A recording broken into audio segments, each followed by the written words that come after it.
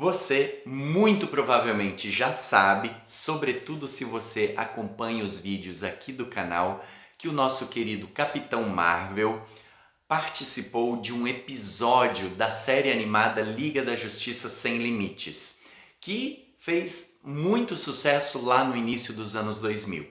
Só para fazer um review rapidinho aqui, na história, como era de se esperar, ele travou um embate com o Superman e após diversos desentendimentos, ele acabou se decepcionando com a Liga da Justiça e saindo do grupo. Se você não teve a oportunidade ainda de conferir esse vídeo, já sabe, tá aqui o vídeo desse review. Agora, o que pouca gente sabe, e aí eu quero saber se você sabe ou não, é que o Capitão Marvel não foi o único acólito de Shazam a participar da Liga da Justiça Sem Limites. Mary Marvel também deu as caras no universo da Liga em duas histórias muito bacanas. Não vai me dizer que você perdeu esse episódio. Antes que a sua cabeça entre em parafuso, eu vou explicar para você tudinho sobre essa participação mais que especial da nossa garota mortal mais poderosa da Terra. Claro, depois da vinheta. Eu sou Yuri Andreas Reblin.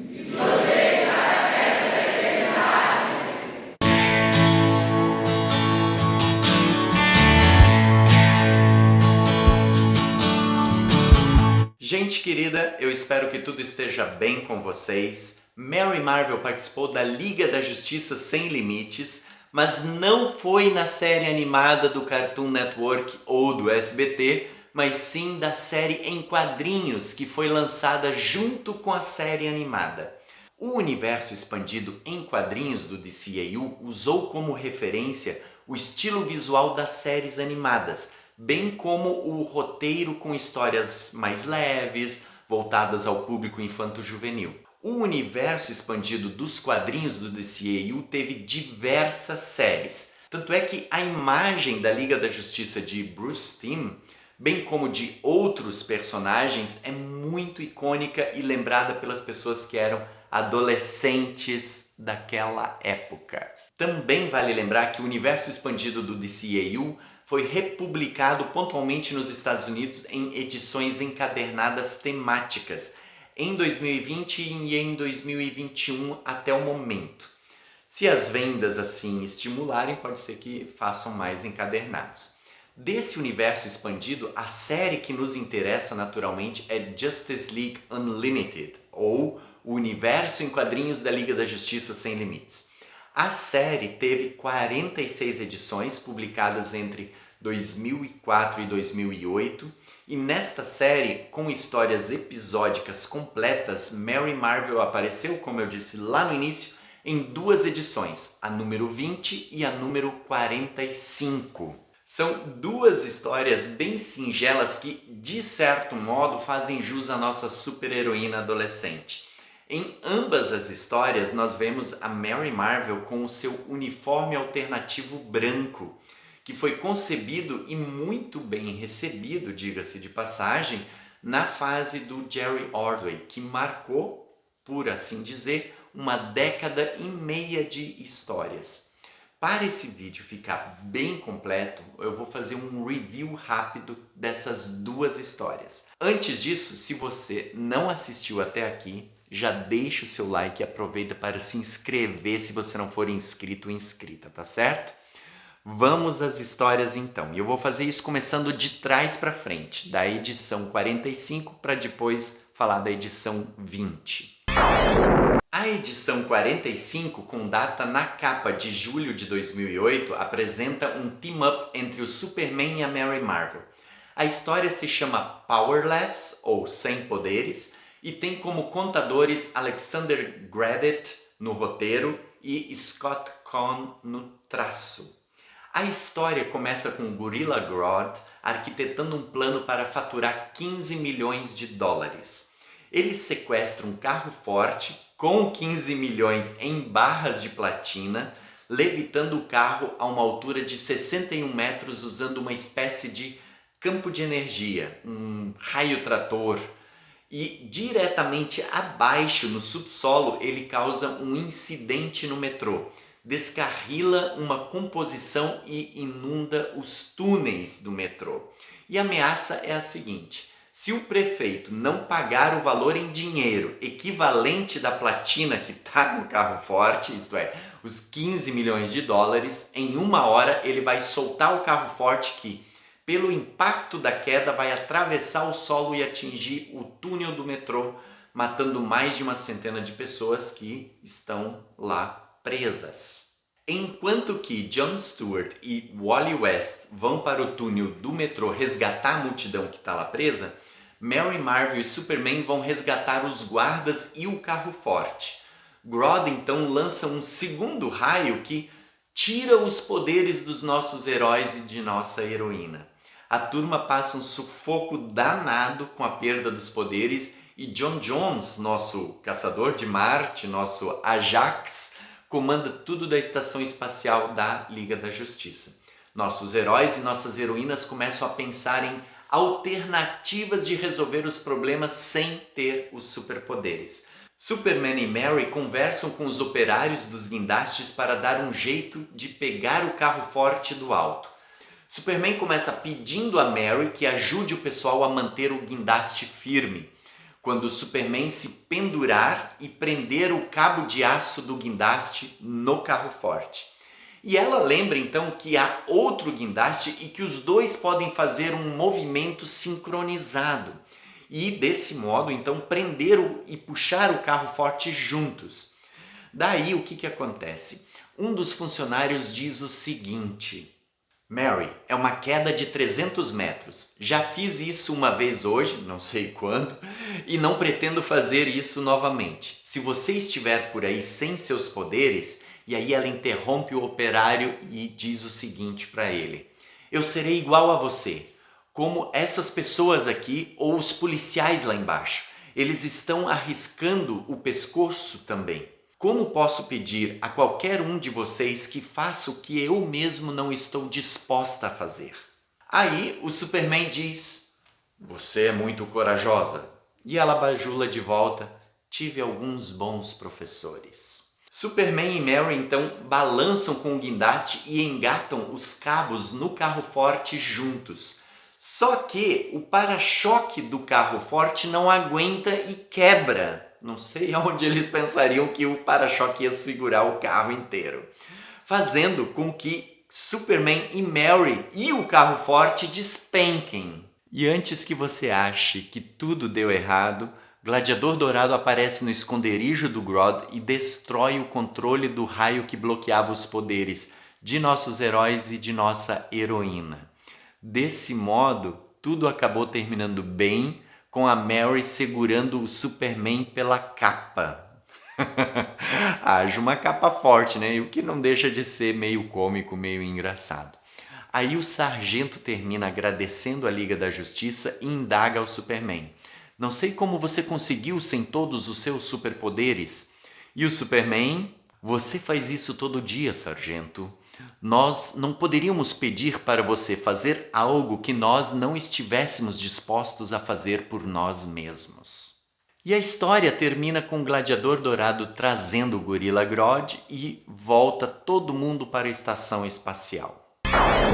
Já a outra história, ou seja, a primeira em que a Mary Marvel aparece, foi publicada em Justice League Unlimited número 20, com data na capa de junho de 2006, contada pelo roteiro de Paul Story e pela arte de Rick Burchett, e se chama Just Us Girls, ou Apenas Nós Garotas. É uma história bem bacana que foi republicada em 2021 num compilado chamado Girl Power, que reúne histórias protagonizadas por super-heroínas da DC. Agora, embora o termo Girl Power estampe a coleção, o que é evidente é que todas as histórias foram escritas e desenhadas por homens, o que pode dizer muito sobre a tônica, o tema e o tipo de narrativa dessas histórias, porque não deixa de ser uma versão distorcida do que significa Girl Power. Porque, na verdade, a história faz justamente o contrário daquilo que Girl Power significa. muito provavelmente por ter sido escrita então por homens sem uma reflexão social e política adequada, eu diria assim. E essa história dá uma baita discussão, para usar um termo gaúcho, sobre um conceito chamado de inflexão mítica. Mas eu vou deixar isso ainda para um outro vídeo, tá? De todo modo, o que importa aqui é que a história da Mary Marvel é muito interessante porque ela apresenta um problema relacionado a algumas super-heroínas como Supergirl, Batgirl, a Hawkgirl ou Mulher Gavião e também a Mary Marvel. Ou seja, de elas serem consideradas apenas versões femininas de super-heróis masculinos. Mas vamos à história e aí a gente entende isso melhor. A Liga da Justiça, numa composição que homenageia a minissérie anteriormente conhecida como Liga da Justiça, que contou inclusive com a participação da Mary Marvel em seu traje branco, está enfrentando o Senhor Átomo, que é um vilão clássico da família Marvel, nos arredores de Fawcett City, quando Mary Marvel aparece para ajudar e derrotar o vilão. A galera fica feliz com a ajuda da Mary e ela aproveita a oportunidade para pedir um favor: conhecer a Mulher Maravilha, porque a Mary queria meio que trocar uma ideia com ela e pedir uma orientação, um conselho. Ao chegar na estação espacial da Liga da Justiça, a Mary descobre que a Mulher Maravilha saiu em uma missão. Nosso Ajax, nosso caçador de Marte, diz para ela aguardar na estação até a Diana voltar, porque ele acha que ela não iria demorar. E ele leva então Mary para um tour por toda a estação para mostrar as instalações. Conversa vai, conversa vem e eles falam da participação inclusive do Capitão Marvel. Ela diz: esse lugar é espetacular. Capitão Marvel me falou um pouco, mas ele não fez jus na fala dele ao lugar. E o Caçador de Marte responde: por favor, diga para ele que ele é bem-vindo a retornar. Sua partida foi sob circunstâncias infelizes.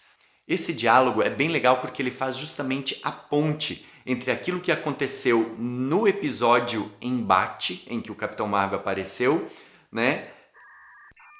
E o universo das histórias em quadrinhos, funcionando efetivamente como um universo estendido. Aí, no tour, Mary Marvel acaba conhecendo a Supergirl. Conversa vai, conversa vem, e a Supergirl pergunta sobre o que a Mary gostaria de falar com a Mulher Maravilha. E a Mary diz que fica meio sem graça de dizer, mas acha que ela, a Supergirl, entenderia bem. Ela diz o seguinte: é que, bem, eu meio que sou a versão garota do Capitão Marvel. Mesmos poderes, mesmo emblema. Mas eu quero ser mais que isso. E aí, a Supergirl resolve mostrar uma coisa para a Mary. As duas vão até um campo de batalha onde diversas super-heroínas estão lutando contra os novos olimpianos. A Mary até questiona se elas deveriam ajudar ou não. E a Supergirl diz para a Mary relaxar porque as outras dão conta dos vilões. A luta continua e a Supergirl cogita intervir porque parece que os vilões estão sempre antecipando os movimentos das nossas super-heroínas. Mary então diz: não, espere, alguma coisa estranha está rolando. Daí ela diz que um dos seus poderes é a sabedoria, e a sabedoria está dizendo que existe algo acontecendo que elas não conseguem ver. Daí a Supergirl, com a visão de raio-x, descobre que Argus estava na moita com seus poderes psíquicos, assessorando os novos olimpianos. Daí a Supergirl pergunta se ela ainda quer se encontrar com a Mulher Maravilha e a Mary responde: sim, mas eu não preciso mais do conselho dela. Eu penso que você me mostrou o que ela iria me contar. A Supergirl, surpresa, indaga: ah, é? E Mary daí diz: sim, Mulher Gavião, Caçadora, Doutora Luz, Canário Negro, a Mulher Maravilha selecionou um time inteiro de garotas e elas fizeram o serviço tão bem quanto qualquer guri teria feito. Supergirl daí então diz: você não chegou nem perto, Mary. E aí a Supergirl explica que não foi a Mulher Maravilha que montou o time, mas sim o Caçador de Marte, e que ele nem deve ter se tocado que elas eram mulheres, porque ele é de Marte e ele é um transmorfo, ou seja, biologicamente a questão de gênero é meio que uma área cinzenta para ele. Ele não presta atenção nas questões de gênero. E aí ela diz que o Caçador de Marte seleciona o time de acordo com quem está disponível e envia as melhores pessoas com o tipo certo de poder para aquela missão. E ela diz o seguinte: olha, a caçadora, o Arqueiro Verde é melhor com o seu arco, mas John enviou ela. Por quê? Talvez porque o arqueiro se atrapalha tentando sempre provar que é o melhor. E aí ela vai para um outro exemplo. Ela diz o seguinte: Doutora Luz tem o mesmo poder que o Lanterna Verde. Por que foi ela? Porque ela é uma cientista, o que possibilita ela a usar poderes de diversos jeitos diferentes. E o mesmo com a Mulher Maravilha. Qualquer um consegue cair no braço com o vilão, mas a Mulher Maravilha conhece melhor mitologia grega. A mesma coisa em relação ao Capitão Marvel. Você tem os mesmos poderes que ele, mas a impressão que eu tenho é que ele é mais impulsivo. E a Supergirl diz isso com base no fato de que Mary Marvel se conteve quando a Supergirl disse que não precisava intervir. E a Mary, além disso, usou a sabedoria para ajudar a Supergirl a achar o Argus. E a história termina então com a Supergirl perguntando para a Mary: o que a sabedoria está dizendo para você agora? E a Mary responde que não são os poderes que fazem o herói, mas a pessoa que os usa. Toda essa discussão rende verdadeiramente um outro vídeo, porque quando a gente pega esse tipo de discurso que está nessa história em quadrinhos e compara com o que efetivamente significa Girl Power, ou o que as teorias de gênero vão falar sobre a questão da dominação, a questão do poder, a questão da violência e tudo mais, é complicado sustentar esse tipo de discurso. Mas me diz aí, o que você achou dessas duas histórias? Qual delas você gostou mais? Você acha que as histórias representam bem o que significa ser super-heroína ou não? Concorda com essa análise da Supergirl? Em que medida? Por quê? Deixa aqui nos comentários que eu quero muito saber a sua opinião a respeito. Opinião com justificativa. No mais, caso você tenha se esquecido, curta, comente, compartilhe e espalhe a palavra mágica para que a Pedra da Eternidade seja povoada por acólitos e acólitas dos poderes do mago. Qual mago? Aquele que se chama Shazam. Superman e Mary então se balançam com o guindaste e engatam os carros